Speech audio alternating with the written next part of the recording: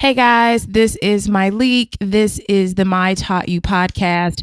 And I am super excited about this podcast today because I am titling this The Art of the Hustle.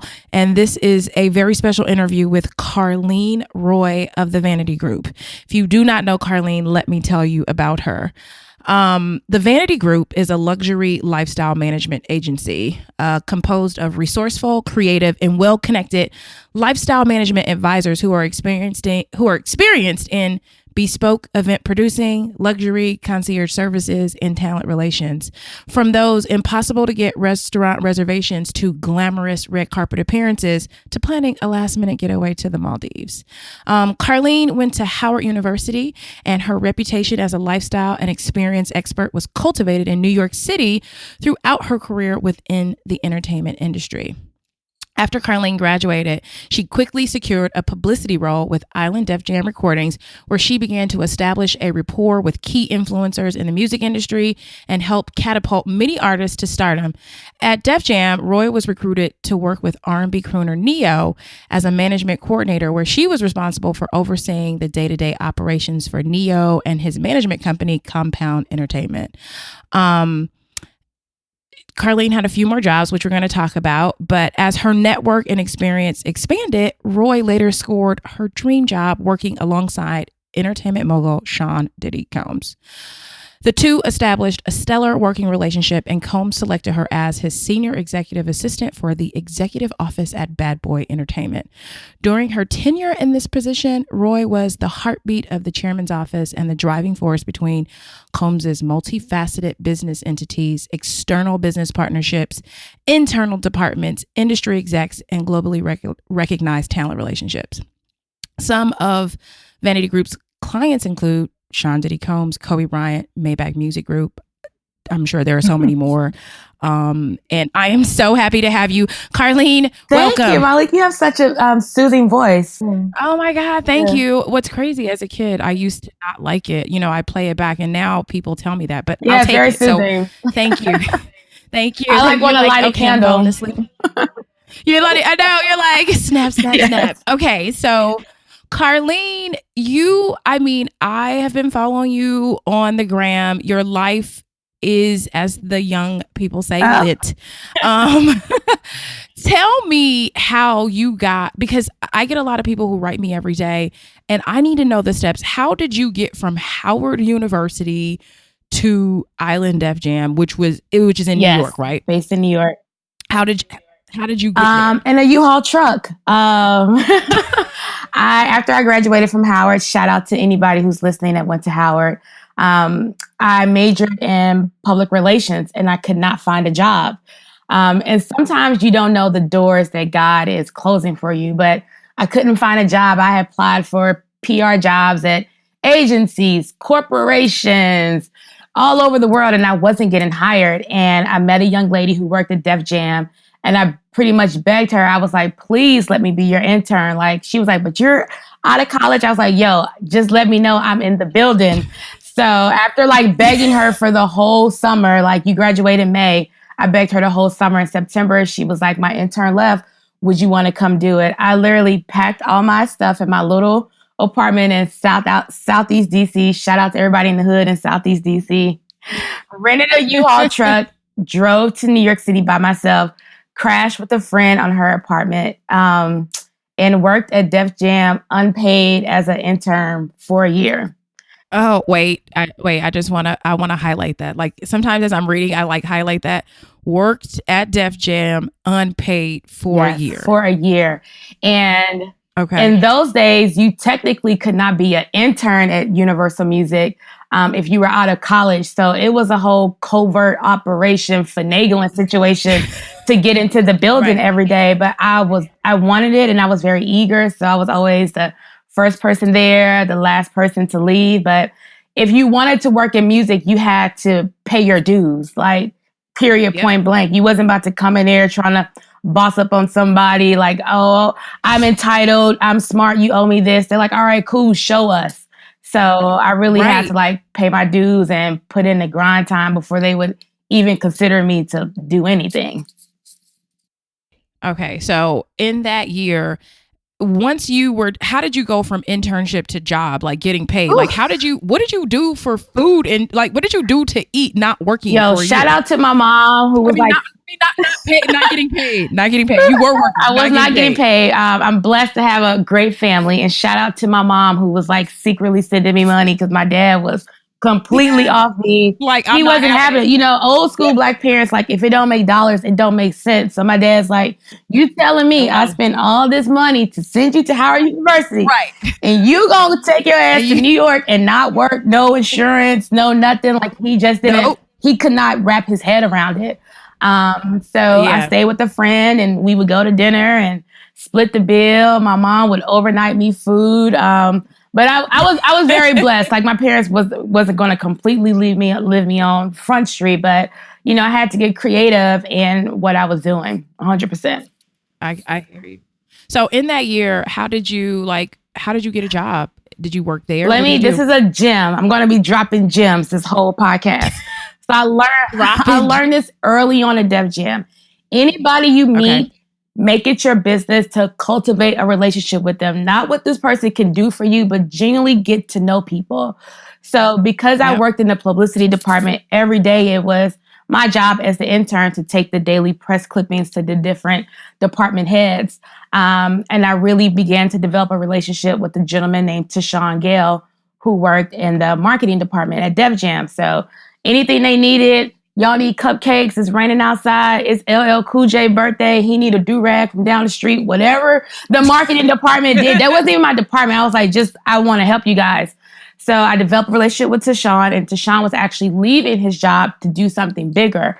And he was like, I'm going to be managing this huge artist one day. And when we get popping, I'm going to bring you on board. I love the way you work. And maybe like a week later, he started managing Neo. And he hired me to work for Neo, and that is kind of what popped everything off. But if I didn't take the time to like work and try to outwork everybody, I'm sure Tashawn would have never paid attention to me because, you know, Def Jam is like music industry 101. It's like, if you can make it there, you can make it any place. So I really was trying to like outwork everybody and like do the best that I can to show them. And Tashawn took notice. So I'm forever like, you know, indebted to him. Awesome. Now, I want to just talk about outworking everybody because I think that I also had that mindset, but I think that some people don't realize like that doesn't mean cutting. It's not a cutting thing, or it's not you don't have to step on anybody, but I am competitive by nature. So I'm always like, you know what? I'm going to like, I will get here early. I will stay late. Like, you're going to see me and know me. And people always notice the person who's always there. Yes. It's not about being conniving or trying to like outdo anybody. It's really outdoing yourself. It's like, if you know better, you do better. It's like, get up early, like put yourself together, be polished, be professional, like dress for the job you want, not for the job you have. It's just being better. Right. And I feel like some people like are missing that. So it's not about cutting and being shady to other people. It's really like putting your best foot forward, like at all times. Got it. Okay. So the way I want to do this podcast with you, Karleen, is that I want to talk about things that I think make you a true hustler. And I think the first thing that I want to talk about is just big coming attitude. From you. Oh, please. So I really want to talk about like attitude. Okay. You know, I think a lot of the hustle is about the attitude or the approach to work. There's no way that you would have made it this far without a particular attitude or approach. When you were starting out, what sort of mental mindset did you do? So I decided that I was going to be like, I'm going to look at this like graduate school. So I can either, you know, that's why I didn't care about pay. It's like, I can either pay and learn, or I can get paid a little bit to learn. And I just took it on the chin. And it's like, I got bruised, I got embarrassed, but I just kept popping up. What was your mindset and attitude when you got in the game? I believed in myself. Everybody from the moment I was like, I'm coming to New York, everybody was like, you're crazy. You'll never make it. How can you afford to live there? You're going to get ran over by a cab. You're going to get killed in Central Park. Like, there were so many naysayers around me. And I just really wanted to show people, like, I'm going to show y'all. So it's like, if I didn't believe in nothing else, I always believed and bet it on myself. My friends always joke and call me Kanye West. They're like, you're so emotional. You're so like full of yourself all the time. But it's like, I'm the shit and y'all are going to see it, you know, like, and I always just like kept that mindset in the back, because like working in music or living in New York City, it's a dog-eat-dog world. So it's like, if I didn't believe in myself and have the confidence, I would have never made it, like, period, point blank. Right. So you just had that, like, I believe in me, which a lot of people, yeah. So we are in a climate of quick come ups. And I don't know, like, if I would blame that. I don't even want to blame it on anything, but I do feel like we are in a climate of quick come ups. And I get a lot of career questions with people, you know, they've been at jobs 2 years or even 2 months. And they feel like in that period of time, they deserve to be somewhere else. How many years have you been working, and like how long, sort of like, help me understand time, and when did you know it was time to go somewhere else or do something else? Oh, that's a good question. I definitely put in the time. It definitely was, before I started Vanity Group, I was working at Bad Boy for 6 years, working for Mr. Combs. And in that time, I never was thinking about really like jumping out the business and jumping out the window and starting my own business. It was important for me to learn the business and like sharpen my, what's the saying? Like, sharpen your, whatever it is, like sharpen your steel. Like, I was really just trying to figure it out. I think before you think that you can jump out the window and do anything, you need to know your shit. Like, just for real, not sort of know it, not copying and pasting what you see other people do. Period. Point blank. Like, you need to know like what you're doing. We're in a world now of like instant gratification. It's like, oh, my leak has a curl box subscription, I can do it too. But it's like, you've never worked in beauty. You've never worked for big brands. You've never have like sat down and had a meeting with like real like C-level executives. What makes you think you can do it? You know, so I really think people don't know what it is to really invest time. I've been in this business now, like going on like 15 years. So I'm not new to this by any means. So I'm not afraid of time. I actually think like it works in your benefit if you are sponging the information that you are learning along the way. Okay. So, you and I have had, Karleen and I had brunch about a month ago, and we were talking about entry level, you know, sort of like assistants and having these immense amount of demands when it comes to their comfort. What can you say? Like, I want to wrap my arms around these. I want to wrap my arms around this group. And you know how you want to like hug somebody tight and look at them in the face and be like, sit your ass down. You know, like, what can you say to like the new person who's like, you know, I need to be first class. I need, you know, much more space. Like, tell me about some of your experiences, you know, being an assistant to Mr. Combs. Like, I don't know. I'm pretty sure you flew private, but I remember you telling me there were some times when you're not always in the most popular situations. No, not at all. Anybody that has an opportunity to be an assistant, please be an assistant. It is absolutely the best job in the world. It's an amazing job, because if you're smart, you will just take everything in that you're around, and like you will completely blossom. So in that, working for Puff Daddy, he has his hand in everything. So I was just so lucky to be the nucleus of it all. But also, everybody knows Puff is the hardest working man in show business. So there is no, I'm coming to work trying to like stun on people or ask for an upgrade in the flight, or I know we're going to Central Pay, but can I have a bigger suite? Like, excuse me, Mr. Combs. Excuse me, can I have it was a very, working at Bad Boy, working for Puff in particular is a very humbling experience. Like, I lived in the house with Puff. Like, we lived together for like a year. Did I have the biggest room in the house? I stayed in his twin daughter's bunk beds. I had the top bunk. I'm 30 years old. I had the top. It was a pink like Barbie bunk. I had the top bunk. Sarah, the PA, the personal assistant, Sarah had the bottom bunk. We shared a Barbie. We shared a Barbie closet, little bitty hangers. Like, wow. This is how I live. Like, if we got the opportunity, if there was a budget, they're like, oh, you guys get to go to Cannes with us for the film festival.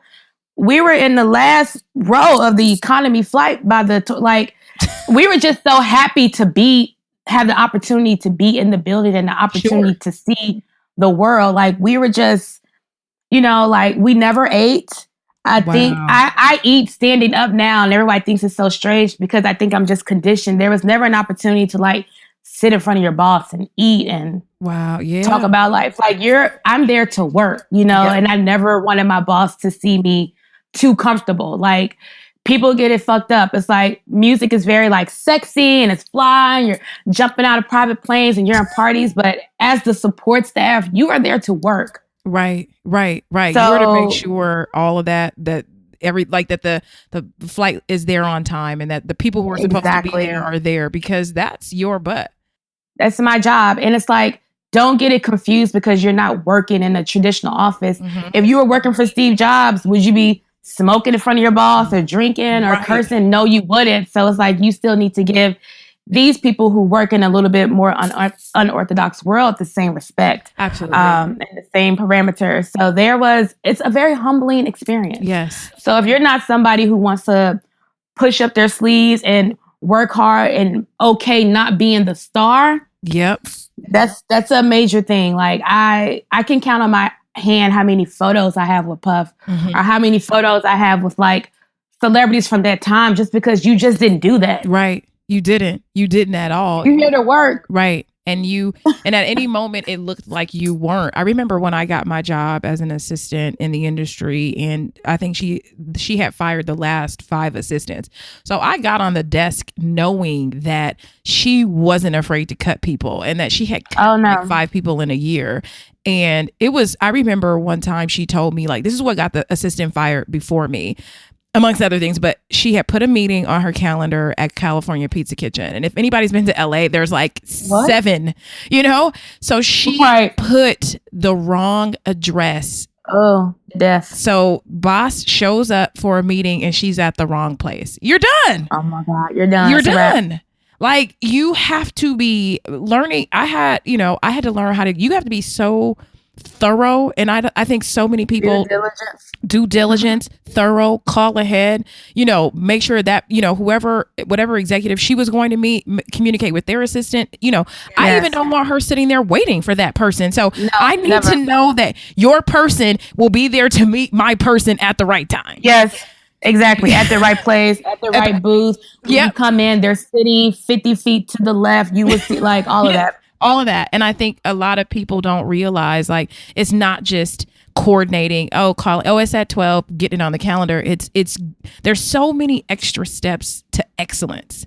Can I drop another gem right now? Please do. Don't ask your boss nothing that you can find out for yourself. Oh gosh. You should exhaust every resource there is before you come to your boss. So don't ask your boss, where is your meeting at the California Pizza Kitchen? Yeah. What time is your meeting again? Don't ask your boss anything that you can figure out on your own. I learned that early on in the business, and that absolutely has saved me 1,000%. Oh my God. No, listen, Karleen, I remember my boss called. She was at the Grammys on the carpet, and she called for me to connect her with like somebody, it was the stylist, April Rumet, for those in the industry that know. She's like, I need you to connect me with April. Yes. She's like, I need you to connect me with April. Girl, I was like, what's her number? She hung up in my face. Like, exactly. If I had her number, I would have called her. Like, I'm calling you. Yeah. So that was my first. So I was like, ooh, you learn. We all start out as beginners. So Puff would give me a Post-it with a name on it. The Post-it be crumbled up in the trash can. You remember that Post-it from 3 weeks ago that I think I threw away? Can you find that person and fly them to meet me tomorrow at the Beverly Hills Hotel at the Polo Lounge? What I'm going to say, what trash can did you put? Figure this shit out, yo. Like, just figure it out. Right. Exactly. So things are so much different now. And, when you and I were starting out as assistants, there was no social media, there was no No. Snapchat, and you really couldn't see, unless it was in a magazine or a reality show, how people were living. How do you think the change of the landscape is going to change the workplace? Because you and I have talked about this too. I think there is some, is it okay to contact somebody on Instagram to work? Is it okay to snap someone? What are your thoughts on this? I don't think there's a right answer to it, but I am curious to know what I you don't think. know. I'm a bit old school, and I'm a bit more button up when it comes to professional outreach. Okay. I personally would never hit somebody that I was interested in on Instagram or on Snap or social media.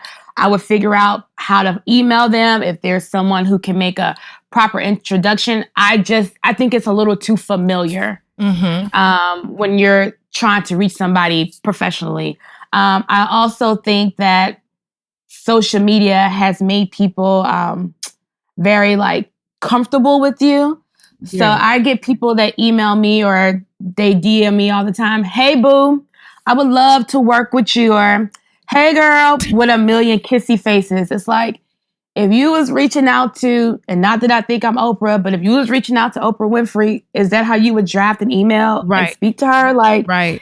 you're showing me who you are before you even step in the door. Like, at one time, you're going to have to communicate on my behalf. If we're doing a project with some amazing big brand, is that how you reach out? Hey, boo, reaching out on behalf of Karleen Roy from the Vanity Group. Like, Actually, no. yeah, I do think there is a bit too much familiarity Yes. and less professionalism. It's just this thing of like, even if the business is young and sexy and quote unquote urban, there's Yes. still a level of like business and decorum that you have to maintain. It's like nothing Yes. grates my nerves more when someone's like, "Hey, hun," like I don't. It drives me crazy.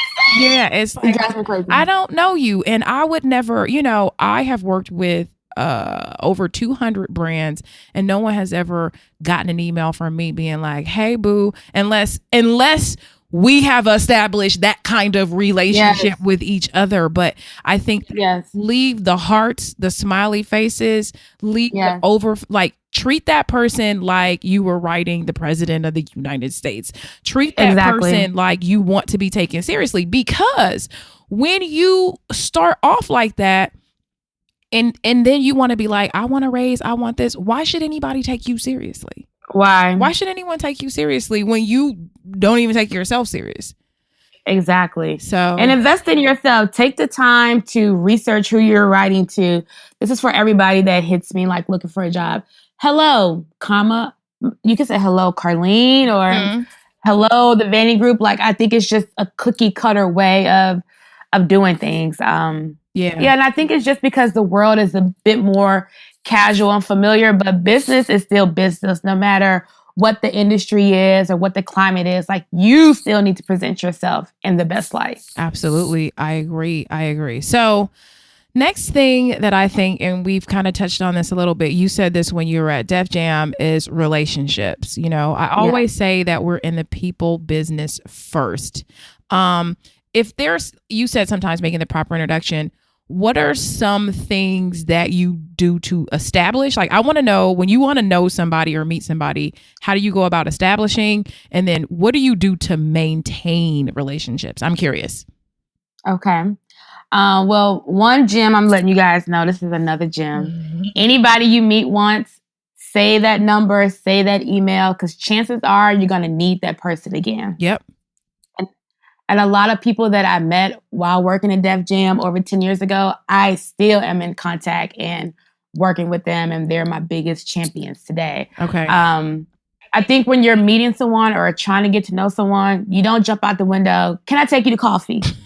Like, realize how busy this person is. Like, just get to know them. Like, in the office, like, a lot of people don't have the time to be sitting doing like coffee meetings and you sit down and you're basically interviewing this person. Like, it don't work like that. Yeah. So I definitely say try to get to know people at work on a personal level. Like, check in with them. Like, how are you doing? Don't just come to people when you need something from them. Like you Mhm. should also be bringing something to the table. There should be some level of reciprocity in the relationship. A lot of times, I don't know if you feel like this, Malik. A lot of times, I feel so drained of people just asking things of me, like, can I, Mhm. can I, can I, can I, can I, like, can I sit down with you? Can you tell me this? Can you tell me that? It's like bring some reciprocity to the Yes. table.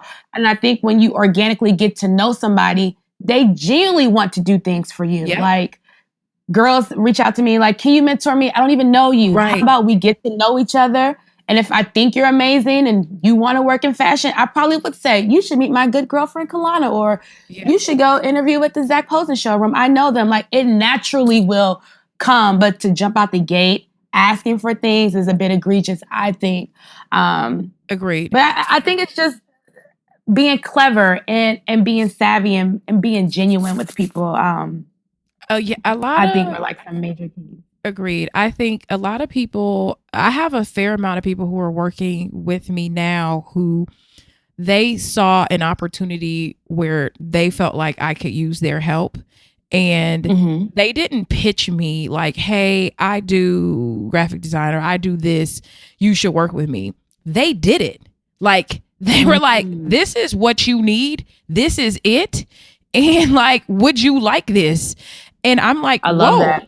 Yeah, and it's this thing of it's like, can I pay for that? Can like I Uh, respect you. I respect the time that you put into this. mm-hmm. Like, what will you charge me for this? And how can I get into a situation where I'm a long term relationship? Let's get a drip. Let's get a monthly drip of cash going to you. How can you Mm-hmm. do this for me every month or every day? You know, it's like when I first started Curlbox, someone came to me and was like, you really need we were doing these like we call them insta talks, but like these conversations before people were even doing them came to me like, here it is, I got the topics, I've already designed them, like and I can do them every day, you know, I can do them. And you're Mm. just like, whoa, I didn't even think of that, here's your check, Yep. you know. But I think so Yeah. often people want to be like, you should hire me. Hire you for what? For what? So you want me to then spend money trying you out? Like, I Yeah. think too many people are afraid to give up something first Mm-hmm. with no guarantee of a payoff, you know? And Yep. really what this is about is like, you're going to have to give some stuff up.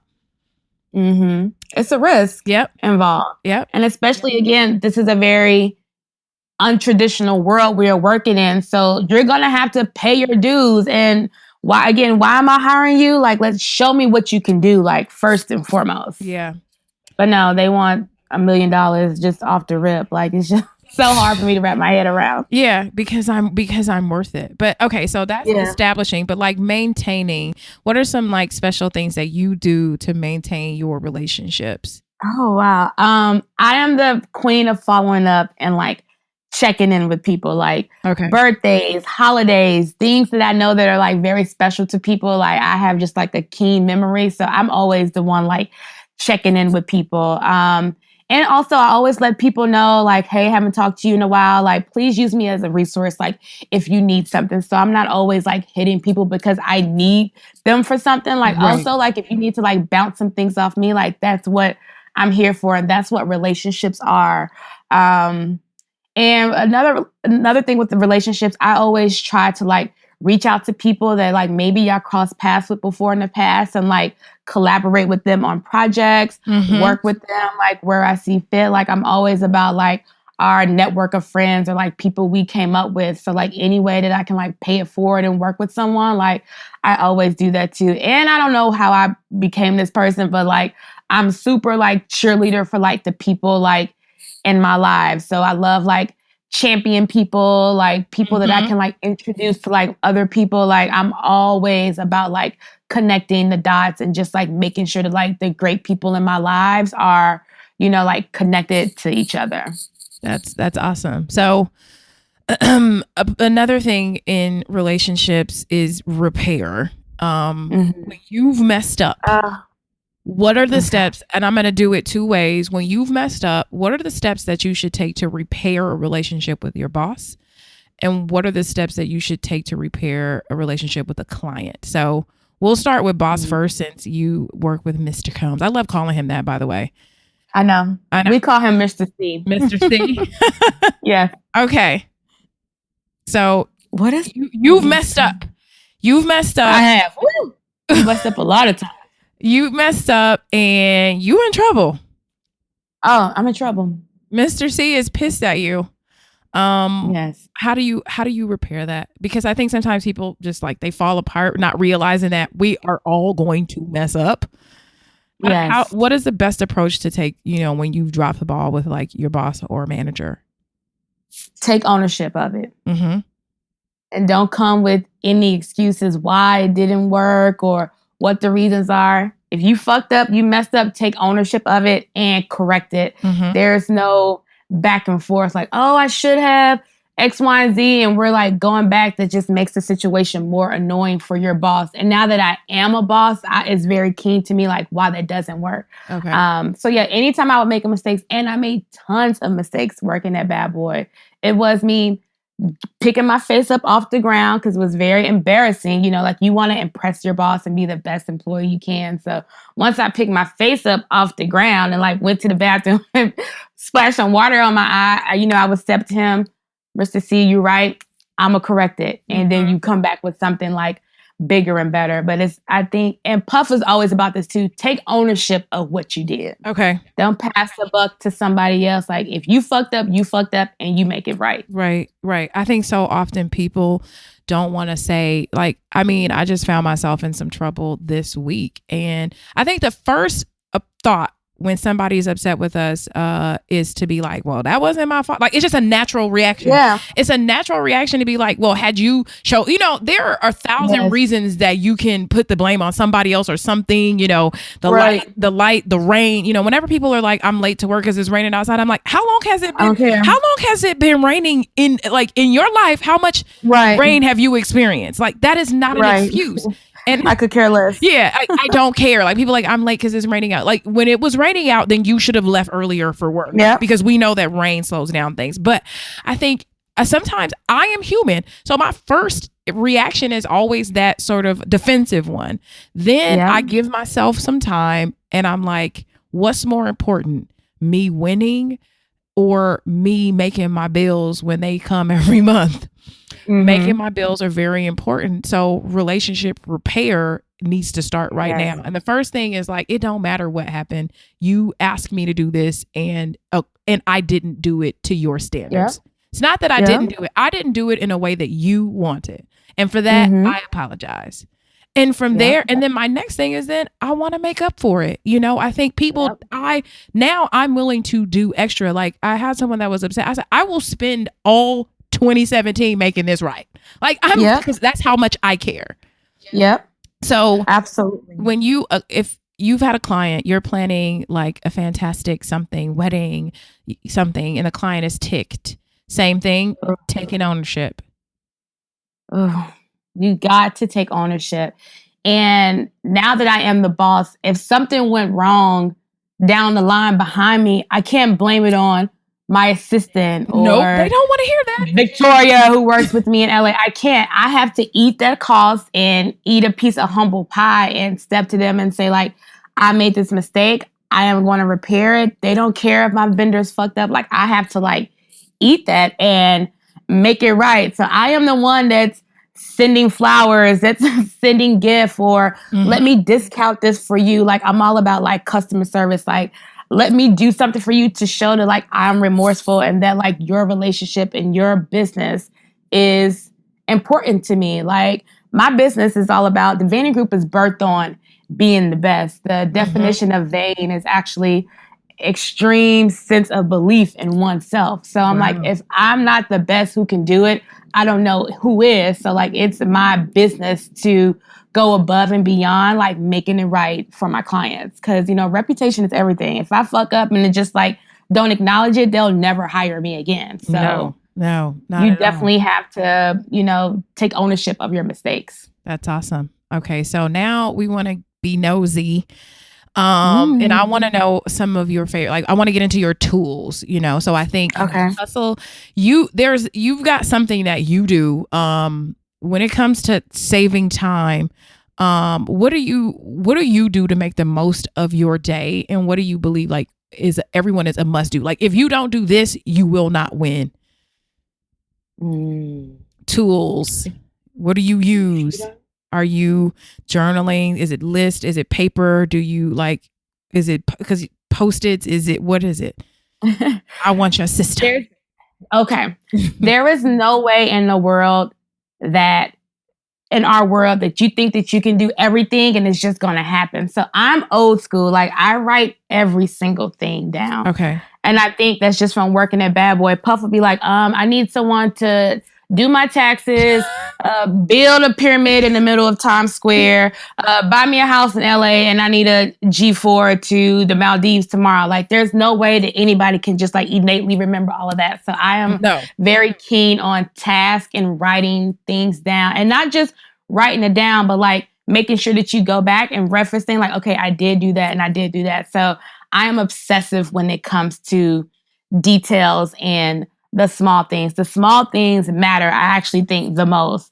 So I'm very old school with lists. Victoria, shout out to Victoria. I know she's listening. Victoria works for me and she's always sending me these like fancy like tools to try. I'm still so very old school. I'm like, I don't even know how to like work that app. Victoria, I'm just going to continue to just like write shit down. So that's very important to me. I also work very well at night. So like I'm working all through the night, 3, 4 in the morning. And when I wake up, I'm going to the gym and I'm also going back to this list, like just making sure that like I have not missed anything along the way. Wow. Okay. Since you are old school, what are some of your favorite apps? Like, because I know you have had to get with 2017. You have had to. I had to. I'm going to drop another gem. My mentor told me you cannot run a blockbuster business in a Netflix world. Come on, message. I had to get with the 2017 world. Okay. Because I'm always on the go, TurboScan is my best friend. What is it? So it's basically what is TurboScan. Turbo Scan. Yeah. Oh, okay. I don't know why I heard. Do you use that? No, I don't. I use. Let me see, because it's in my phone. It's blue. I use Scanner Pro. Sign Now. Okay. I use Scanner Pro and HelloSign. So sometimes like I have to sign a document. My accountant might send something or a client might send something. I use HelloSign. I love that app. I think you should try it because it saves all the documents too. And then it lets you know, like if you send a document that needs to be signed, it lets you know when they opened it. It lets you know when they signed it. And you can also remind them to sign, to follow up. I love it. And wow. It's amazing. HelloSign. And for just like scanning documents, and I have my license scanned, I have my passport scanned, just in case things, I'm somewhere and I lose everything, I have it saved in Scanner Pro.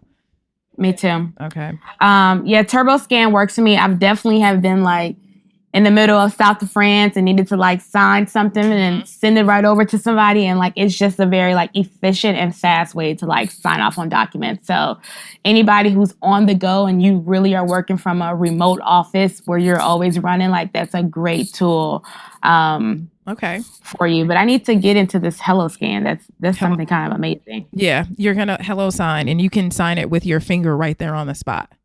Oh, I love it. I love it. Okay, so you got the TurboScan. Anything else you are loving to handle business on the go?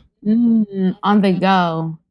I remember I had Amy, a mutual friend, on the podcast, and she was all about Dropbox, honey. I was like, geez, so I went through and cleaned up my Dropbox because I was like, she is all about Dropbox. I need to step my Dropbox. Really? I think I need to get into Dropbox because it actually is overwhelming to me when people send me things like via like Dropbox. So maybe I need to get back into that. Yeah. I should. I love it. So I guess I've been working with an agency that uses Slack a ton. I don't know if you've ever Slacked, but look at me. Slack, put me on game. Look at me trying to be all new school. Slack is like, I love it because it's an app that you can communicate on, and it's similar to like text message, if you will. I keep it up on my computer too, but I feel like when you're working on a big project, I hate getting stuck in email, so it saves all the documents. Like, so if it's like signing things, it saves all the documents to the side, but people can so I'm working on a project, the retreat that's happening in January that you are going to be at. I'm in the building. I am in the building. Yes, and I'm working on it, and there's a channel that we have that's just about the applications, and then there's like a channel that I'm on with 3 people on the team that's just purely about the sort of like financial elements, and I think you might, as for someone who does events, I think you might like Slack. It took me a long time to get into it, but now that I'm into it, I'm on. Oh, I need that. Yeah. Oh, I'm also looking for an assistant who is very tech savvy. So you see that you're dropping me all these things I need to try. Yes. I barely know how to use, like, I just learned like iTunes music, and I'm like, yo, why was I so like late to this? And then it's like absolutely like changed my mind. So I'm looking for somebody who is better than me in like the tech computer world, because that's the bane of my existence. Yeah, that's the thing I tell people. I've been interviewing for the last 2 weeks, and just for someone who decides to shoot Karleen a note, it's like there's a level of like confidence that you have to have. The confidence to manage your boss, like I had it once I figured out what I was doing. I got in the game and I managed my boss. Like, I've looked at your calendar today. You will have no time for food. I want to go ahead and take care of your food now. Do you want, she always would want she likes sushi from Whole Foods, a turkey sandwich from downstairs. Like, let me just take care of that for you. People don't always want to wait for you to. They shouldn't always have to ask you to do something, No, you should be able to anticipate your boss's needs. Yeah. Like, you should always be 10 steps ahead of them. Like, you should know what they like, what they don't like, how they move, how they like to travel, like when to follow up, when to not, when to fall back, when to be aggressive. Like, those are some of the keys of being a great entry level assistant type of role. Like, if you can do that, they're going to fall in love with you. Like, believe me.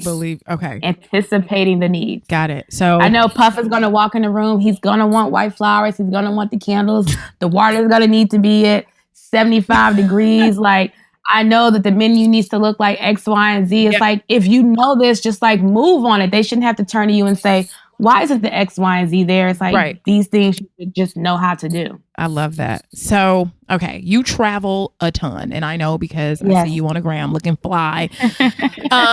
What are some things that you must have when you're traveling? Like what is your favorite suitcase? I'm curious because I want to know, like, what should I have?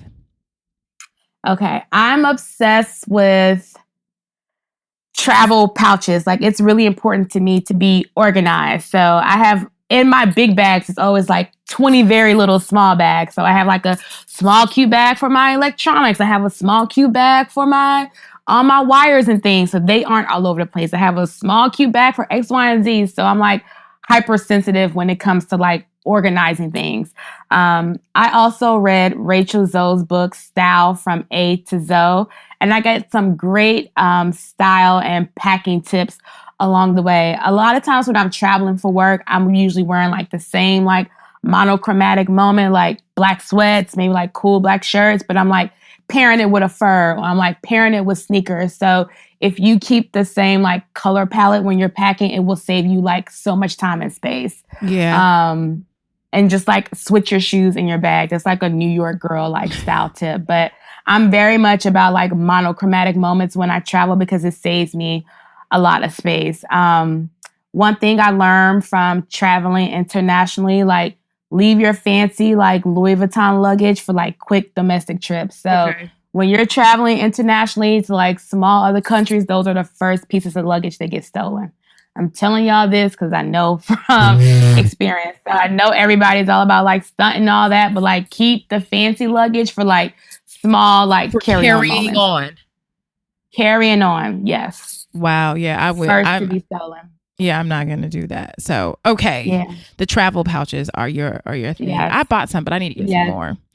Okay. I just bought a MacBook Air. It is the best computer to like keep on the road. It's small enough and thin enough to like keep in like an oversized bag or like throw in your purse. So anybody who's working on the go and they're looking for a new lighter system, the MacBook Air has been like my best purchase. Oh my God. Yes. Do you have one? Yes, I do. Because back when I first started, I used to travel around with my heavy ass laptop, and I don't like to, I never check a bag because I travel a ton and I'm always going to meetings. And so Yep. one of the tips that I tell people is never check a bag, period, especially if you're going meeting in that same day. So I would carry that laptop, girl. It was so heavy. Then I got the smaller little Air, and it was too small. It was like the tiny one. And so now I got this one, and I think it's like the pound. I think it's like 7 pounds, 8 pounds, whatever, 6 pounds, whatever it is. Yes, super light. You got to keep it super light, and I have to have the keys. But yeah, I don't buy fancy luggage because why? It's a wrap. Yeah, I'm not trying. Stolen, thrown all over the place. Yeah, none of that. I don't. My favorite is I think it's called Leopold or something, and it is really I've heard of that. super light luggage. And that's really what I need, because I'm pretty sure you're in Paris and you're trying to carry a big old heavy thing up and down stairs, or in there, and those elevators are so tiny. Like I just tried to keep it light and keep it tight, small. Keep it light. I wish I could be one of those fabulous girls that like wears like heels and all that to the airport. Like that's not my vibe.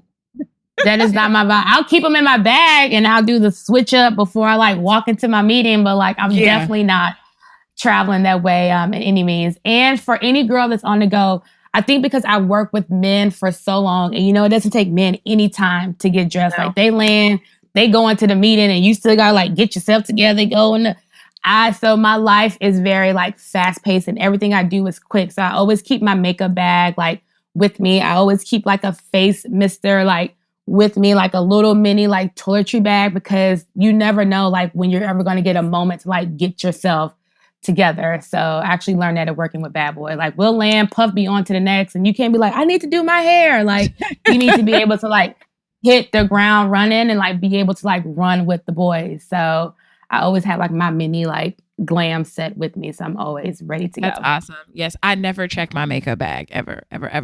No. Makeup bag goes with me. I keep it with me. Okay. I keep it with me. All right, Karleen. So I couldn't do this podcast without being a little bit nosy. So I got a couple of nosy things I want to ask based on some stuff I read, and it's not gossipy, but it's just like I'm curious. Okay. So we'll start obviously with Diddy. That working with him had to be crazy, insane. What are the things that you've learned from him that you attribute to your success today? That's a great question. I'm thankful for my opportunity with Puff because I saw success and really what getting it is in my right in front of my face. I think some people don't know like how tangible it is to like have greatness if you've never seen it. Agreed. Puff is relentless. Okay. Like he is relentless and he really does not stop. And so I think for me as a young new business owner, I had to see it. Like he never gives up. He's always going harder. He does not take no for an answer. And he's always going to push you as to why can't it happen? Like just because somebody tell you no the first time, that don't mean why. Break this down for me. Like I'm not understanding. So he's never just taking anybody's word for it. And as a business owner, like I'm sure you know this too, when you're getting into your business, people are telling you things left and right. Oh, you have to do this or it has to go like this. You just don't run with the status quo. Why? Why does it have to be like that? Like, don't be afraid to like challenge and push people and like block people in the corner. Like we would always say at Bad Boy, like it's time for like the full court press. Like you really have to put like the pressure on people sometimes to like get the things you want. So I'm so thankful that I was able to be so close to him just to like sponge like all his greatnesses. People always ask me like, is Puff crazy? And I would be like, you wish you had a third of his craziness because that's why he is as successful as he is. If he was just this normal local joker, regular schmegler in my Cardi D voice, man, he would not be the icon that he is today. So all the greats are a little crazy, but that's why they are amazing. Awesome. I love that. Okay. So next nosy moment. I read that the Oprah Winfrey called you in the office to say thank you. Oh my God. What was that for? What was that like? And why didn't you tell me over brunch? Oh my God. So Oprah loves tequila. Does she? You know what? I heard that too. I heard that from someone who worked on her show.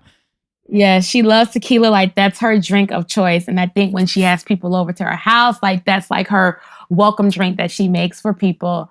And her and Puff were doing something together. And again, me being a great assistant, I'm like, we have to send her something. Yeah, you just don't meet Oprah and not send nothing. Sorry, you just don't send nothing. You know what I'm saying? So it was my job to, do the gifting, be the relationship manager for everything in his life. So I put together this super dope gift that involved tequila and, sent it to her on like white doves and like all this extraness. And she got it and she loved it.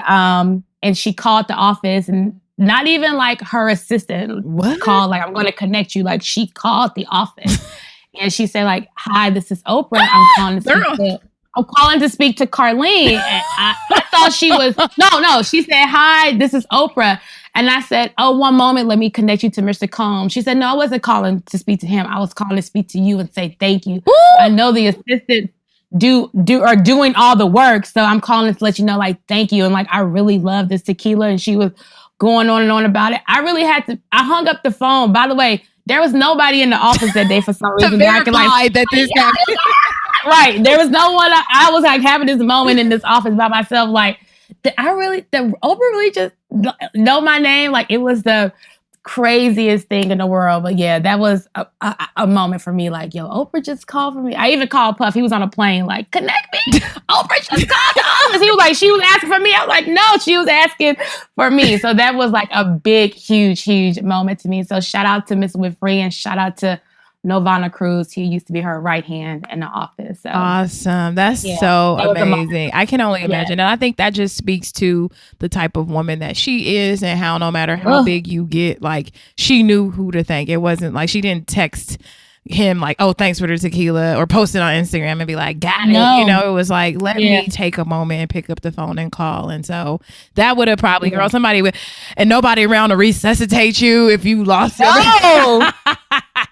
And that was way before the Instagram days. It's like I would have took a picture of the phone, posted like, I ain't gonna believe what just happened to me. So that was a great little win moment for me. I'm just mad nobody was in the office for me to like run and scream to like, you won't believe this. Right. Okay. So I got another last little thing that I'm curious about.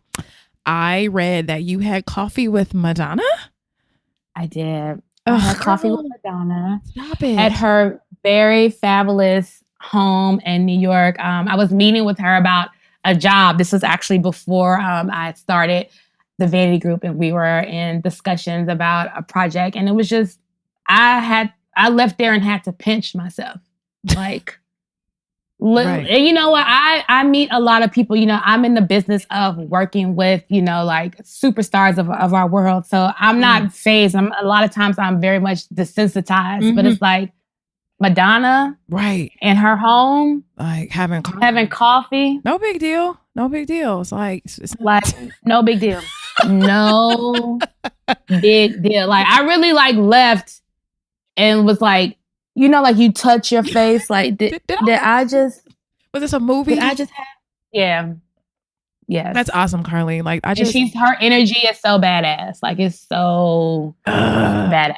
I love the artwork and her home. Malik, you will love it because I know you're into interiors too. Like the art, I was looking at everything, like the paneling on the steps, just like the hardware on the knobs, just like fly. You know what? I'm so thankful for these little experiences, like, the opportunity to go to Madonna's house, or anytime I'm in Atlanta and I'm in Ross's, like big house, like those are such inspirational and aspirational moments for me, because it's like, you will never know this level of living existed if you have never been privy to it. Yep. To see it's doable.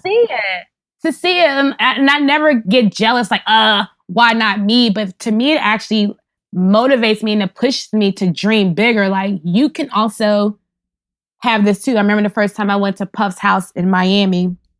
Very famous home. Mm-hmm. Beautiful, from the gravel and the rocks to the staff that's wearing white linen suits with PD, monogrammed in gold on it. I'm like, this is some fly shit. And if you dream and if you work hard, you can have it too. Puff maybe had this house since he was in his early 30s. It just always reminds me like it's attainable. Yep. Like just keep going. Just keep going. Yep. Like it's amazing. That's super awesome. Okay, so now that this is the deal, I want to ask you 2 listener questions. So that is one of the things that I love to have the guest ask. So first question is a friendship question, and I'm just curious to know, how you feel. So here's the first question. I work for an airline full time, but I'm also a makeup artist along with being an esthetician. I have 2 girlfriends where we grew up together and we would do things as girlfriends would do. And some of us became successful in their careers. I'm the underdog friend. So when I hear that they went together on vacation, I feel the left out role. But when they can't find a flight or need a discount on makeup or facial products, they call me. I sometimes feel upset and will stop calling them. I've asked both of them for advice on how to get my business off the ground, but they don't respond back. Would I be wrong to clean out my circle of friends? Thank you for taking the time to help out this underdog. What do you think? I have some thoughts, but my thoughts are always not aligned. But what are your thoughts first? I have been the underdog friend. I would tell her 100% to clean out her circle. Okay.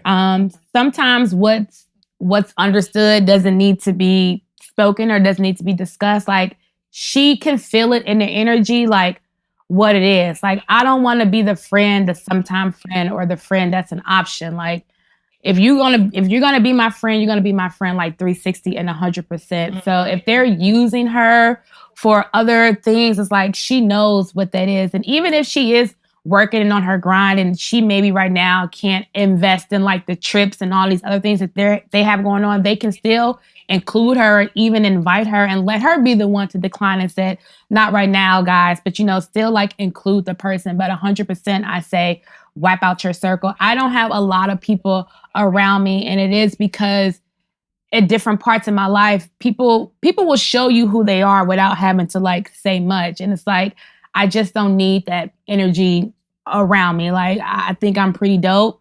I always say like, I'm a gated community, like, and I just can't have just like people just like around because people will like, suck you dry. So, and just like, just be disappointed in them. So I would tell homegirl like 100% like clean out your circle. And it don't have to be a big basketball wives, throw a drink in their face. Just like you can slowly fade to black. Like ain't no love lost, but it's like you're no longer like in this gated community with me. I would say, okay, so my approach to this might be a little bit different. Is like, see, I've considered myself an underdog professionally, but like, I don't think that I've been much in the business of like comparing myself of where I am with my friends because I feel like different paths take different amounts of time, right? Like I've been friends with people who knew exactly what they wanted to do.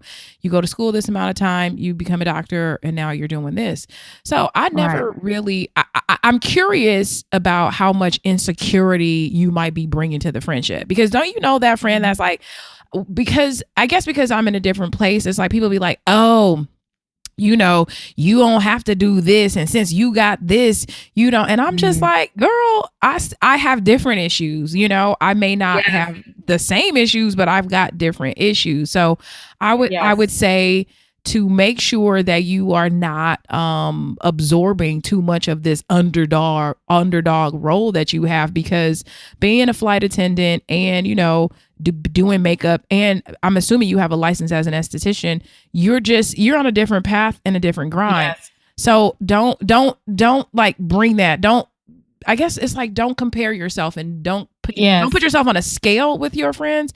But I will say, that they don't have to call you. They don't have to invite you on the trip. I don't understand grownups who are like, we're bonded. Like we are bonded as friends and we can't do anything together. Like, I see, I might see people doing things, or I see people that I know they've gotten together and they've done something and I don't feel left out. It's like, you can't look at somebody else's choice as something against you, because somebody decides to do something without you is an attack against you. Like, it's not an attack against you. They just didn't include you. They didn't. Don't take it personal. Don't take it personal. So I would say, I wouldn't say clean out your circle of friends. I would say add some more friends to your circle, because I have enough people in my life. It's just like if I see you, Karleen, in Atlanta kicking it with somebody I know, I'm not going to be on Instagram. Oh, you can call me. It's like that happens. It happens. And it wasn't you did it. You probably didn't even think about me. You know, No.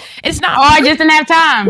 Right. So I just didn't have time. so that would be my approach to it. But I do, both answers are the right answer. I still feel, I agree. Also, she should probably read the 4 agreements, because you brought up a good point, Malik. Sometimes people put their own insecurities in the situation and just make it worse. So if it's genuinely like she feel like they're using her, I said, 100% like time to like fade to black on them. But like if there's some insecurity involved because perhaps she is not where they are professionally, and like you said, and I always say it, people have different chapters in their life. Like they may be on chapter 10 and you may be on chapter 3. So like we definitely can't compare it. But like a lot of times, like your personal issues that you're like sprinkling is just like making it worse. So I even have moments where I have to like check myself and say like, Karleen, is this like a personal thing that you're putting here, or is this a very like black and white situation? And I sometimes have these moments quarterly.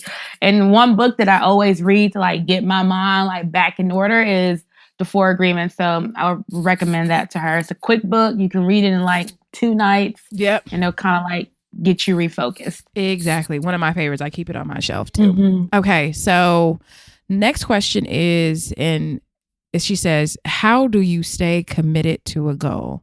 A very easy question, I know, but I struggle with this daily. I have so many projects that I may try to implement and have intentions on carrying them out, but get sidetracked along the way. How do you stay connected and enthusiastic about a goal? This is actually something that is a priority for me right now as well. Like I feel like I have so many goals and so many things that I want to do, and it's just physically not enough time to do it. I was actually walking to Soul Cycle this week and I saw a sign for Equinox and it said commit to something. Yep. That was the campaign. And it really stopped me in my tracks, because this has been something that I've been toiling with for so long. So the first thing I had to let myself know and give myself forgiveness is that I can't do everything all the fucking time. No. So I have to commit to something. So if right now, if the goal is like completing my website, like that is the goal. It's like I can't do 5 million things at one time. So maybe the shift needs to be like, let's almost like break down like what you can do in tiers. Like the focus for like this month is this. The focus for next month is this. I think where I was beating myself up and starting to feel swamped is that I was trying to do too much like simultaneously. And I'm dope at multitasking, like tooting my own horn here, but like some bigger goals require a lot more like attention and a lot more drive. I don't know if you've experienced this too, but I definitely just saw that campaign that said commit to something. And at that moment, that's where I had this aha moment, like, okay, Karleen, let's focus on one thing, like one big project. I think I agree with you. So I have so much stuff going on all the time, right? And I think that it's really about learning to prioritize your goals. Yes. And I always tell people, if you're not sure what to do the thing that pays the most. Like, so if you're like, I do this, I do that, like, I do events, like I do weddings, it's like whatever the thing is that yields you the most cash will give you the freedom to do other things. So when you're making your money, like, and I'm cracking up because somebody wrote me, I've gotten people who have written me about the volume of my podcast. And it's like, can you do this? I can if I got it turned up. So this is the thing, like I do a podcast and I have a personal website that I would love to be a lot better. I would love to have a podcast that had music and shit on it that, that I could like, that I could intro that I can figure out how to get the volume just so beautifully flowing through your ears. But at this time on, January 13th, 2017, the podcast is not what keeps my lights on. So if I am twiddling around with music, GarageBand or whatever the hell it is, or trying to contact editors, and if I'm focused on that, guess what I'm not focused on? the Get shit into that the pays money. my bills. Right. Always stay focused on what pays your bills. And sometimes those other smaller goals, they're not going to be at 100%. They're going to be at 50. They might be at 25. And I know when you're an overachiever and you're used to everything operating at this level, you just got to accept the fact that all the goals can't be flowing at 100 at all times. So it's like just give yourself room to be like even with my exercise, like my health, my exercise, because you'll beat yourself up about it. My goal is this. I just need to make it to the trainer at a minimum twice a week. It sometimes, and this is how raggedy I'll be sometimes, Karleen, I'll be all the way at the last day, like Thursday, Friday, like, but I did it, but it happened, but I did it, and then I'll say with my diet, I go, 80% of the time when I turn on my stove to cook in my kitchen, I am making healthy meals. Guess what that doesn't mean when I go out to dinner? I don't have, it's like you have to just try to figure out how to balance these goals. The goal that pays the most gets the most attention because that goal is going to give you cash to free you up to do more things. So yeah. And to your point, I actually just read about that in Inc. magazine. It was like 6 tips for like getting what you want for entrepreneurs. And it said the same thing. Stop spending too much time on things that don't really like matter in your life or make you money. And so like all that frivolous shit is like you said, you got to prioritize like the goal or like the things that are going to like get you there. Absolutely. So Karleen, that is it for us. No, is it over? It's been an hour, girl. You're like, no. You want to say goodbye? Where can everybody find you, Karleen? Final word. Where can everybody find you? Everybody can find me on Instagram at Vanity Group NYC. My website is thevanitygroup.com. I'm there. Malik is working with me to be more active on Instagram and more active on Snap. I would love if this new assistant that I find can like help me get my social media life in order. But no, Malik, thank you for having me on this show. It's so dope. Thank you. I don't want to. I'm having separation anxiety. I don't want to. I don't want to go, and I don't want you to go. And I'm gonna bring you to the retreat unless Mr. Combs or Ms. Winfrey have something more important happening. I pray. No, I have this. This is priority. I have it on my calendar Perfect. January 2018. It's going down. Awesome. Well, you guys, thank you so much for listening. See you soon. Okay, guys. So I hope you really enjoyed this interview, and I wanted to share a little bit of the audio of when Karleen and I tried to record this podcast a few days ago. She was in town in Georgia, Atlanta, doing some pre-planning for one of her clients' birthday party, celebrity client. So take a listen to this. Hope you enjoy this first ever somewhat podcast bomb blooper. For those of you that don't know, Karleen Roy is the founder of the Vanity Group. The Vanity Group is a luxury lifestyle management agency.